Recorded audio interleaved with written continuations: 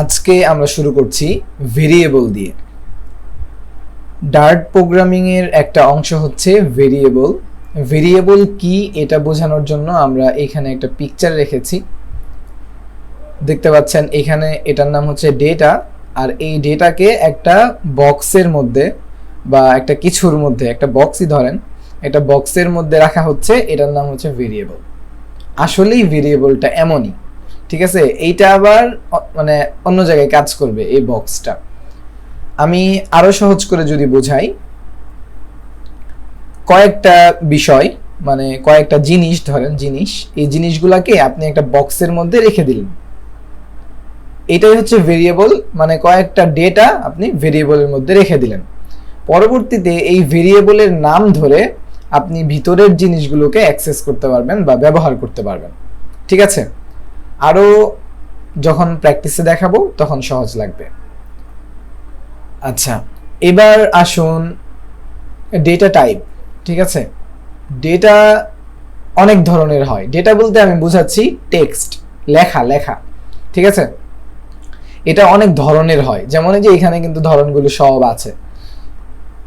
শুধু সংখ্যা যদি হয় 1 2 3 4 10 পর্যন্ত, এরকম কোনো সংখ্যা যদি হয়, তাহলে এটাকে বলা হচ্ছে ইন্টিজার, মানে 1 2 3 4 এভাবে, ঠিক আছে।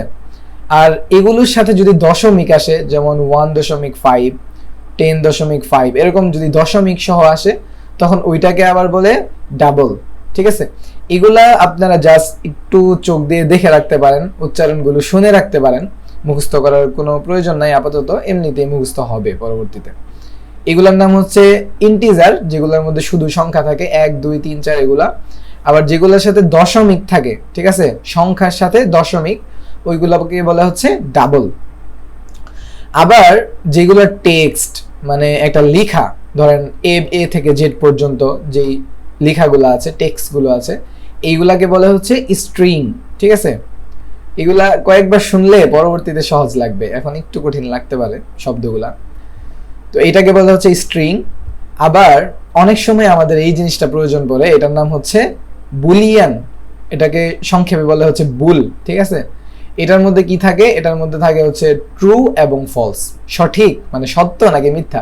যারা স্কুলে পড়েছেন তারা হয়তো এটা সহজেই ধরতে পারবেন, আবার যারা স্কুলে পড়েন নাই তারা হয়তো এটার ব্যবহার ওইভাবে জানেন না, কিন্তু খুব সহজ। এটা যখন কাজে রিয়েল ভাবে ব্যবহার করবেন তখন বুঝবেন যে এটা কতটা দরকারি।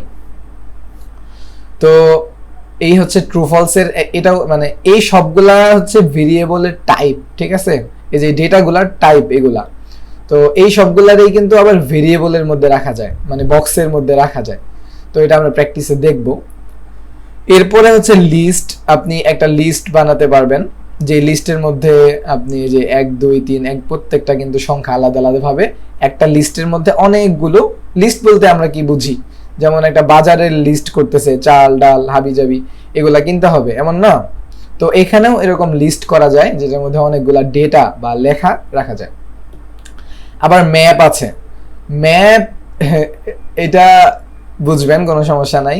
এটা হচ্ছে কি এবং ভ্যালু আকারে থাকে। কি ভ্যালু মানে কি, আমি সহজে কিভাবে বুঝাবো। ধরেন একটা জিনিসের আন্ডারে আরেকটা জিনিস, এই যে যেমন নেম, নেম মানে কি, নাম। তো নামের আন্ডারে থাকবে মামুন, এইজ এখানে দিছে 30, এই এইজের আন্ডারে 30। আপনি যখন এইজকে ধরে ডাক দিবেন তখন আপনার কাছে আসবে হচ্ছে 30। আবার যখন নাম ধরে ডাক দিবেন তখন আসবে মামুন। কিন্তু এই জিনিসটা কিন্তু একটা ভেরিয়েবলের মধ্যেই রাখা হয়েছে, এই যেমন ম্যাপ, ঠিক আছে, এরকম আর কি। তো ম্যাপের মাধ্যমে অনেক সুবিধা নিতে পারবেন। এগুলা প্রত্যেকটাই আপনার যখন প্রজেক্ট করবেন তখন কাজে লাগবে। আবার সেট আছে, সেট আর লিস্ট কাছাকাছি কিন্তু পার্থক্য আছে, ঠিক আছে। তো যখন আমরা এগুলা দেখব, এখান থেকে সবচেয়ে বেশি আপনার প্রয়োজন পড়বে, সবগুলাই প্রয়োজন পড়ে, তবে বেশি প্রয়োজন পড়বে হচ্ছে ইন্টিজার, ডাবল, স্ট্রিং, বুলিয়ান, এই যে চারটা। লিস্ট এগুলাও প্রয়োজন পড়বে, আর কি ম্যাপও প্রয়োজন পড়বে, সবগুলাই প্রয়োজন পড়বে। আচ্ছা ঠিক আছে, এগুলো আমরা প্র্যাকটিসে দেখি, চলেন। হ্যাঁ, দেখি আমরা কতটুকু দেখতে পারি। কালকের মতো আজকেও আমি এই যে ডার্ট প্যাড এটা ওপেন করছি, এবং এখানে আমরা আজকে ভেরিয়েবলটা দেখব, ঠিক আছে। আচ্ছা, আমি আগেই বললাম যে ভেরিয়েবল হচ্ছে একটা বাক্স, ঠিক আছে। এই যে এখানে আমরা এন্টার দিলাম কয়েকটা, এন্টার দেওয়ার পরে এখানে আমরা একটা বাক্স বানাবো। বাক্স কিভাবে বানাবো, আমাদেরকে লিখতে হবে var, ঠিক আছে। var লেখার পরে আমাদের এই যে বাক্স, এই বাক্সের একটা নাম দিতে হবে, কারণ এই নাম ধরেই পরবর্তীতে আমরা এই বাক্সকে ডাক দিব বা এইটার ভিতরে যেটা রাখবো ওই জিনিসগুলোকে আমরা অ্যাক্সেস করতে পারবো। এই বাক্সের নাম ধরেন আমি দিলাম এটার মানে এটার মধ্যে আমার নাম রাখবো, তো এর জন্য আমি এই বাক্সের নাম দিলাম হচ্ছে নেম, ঠিক আছে। এবং এখানে আমি ইকুয়াল চিহ্ন, যে সমান সমান যে চিহ্নটা আছে এই চিহ্নটা দিতে হবে।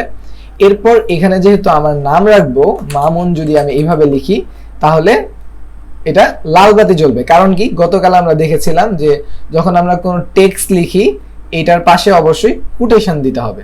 এই যে এখানে আগে এবং পরে কোটেশন দিতে হবে, এই যে এরকম, ঠিক আছে।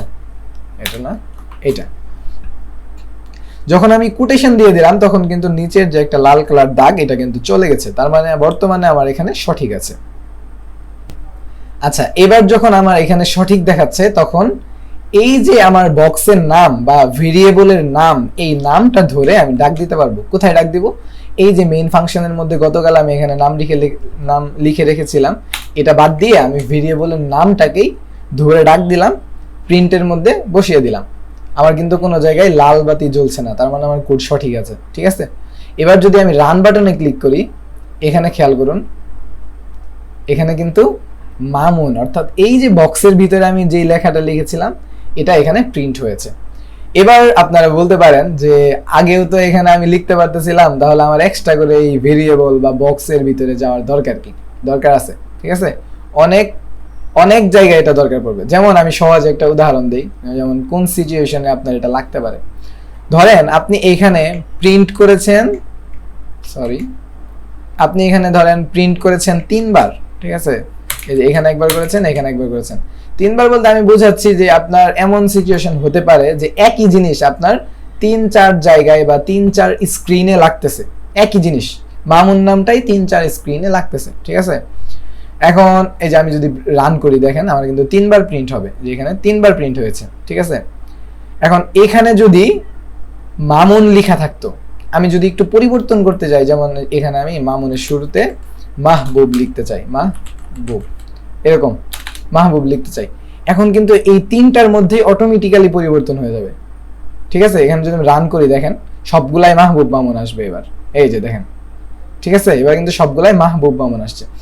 এখন আমি যদি কি করতাম, আমি যদি এরকম একটা ভেরিয়েবল না ক্রিয়েট করতাম, ঠিক আছে, ভেরিয়েবল যদি না ক্রিয়েট করতাম, এখানে যদি আমি এরকম লিখতাম প্রত্যেকটাতে মাহবুব মামুন লিখলাম, এখন আমি যদি রান করি একই ফলাফল কিন্তু আসতেছে।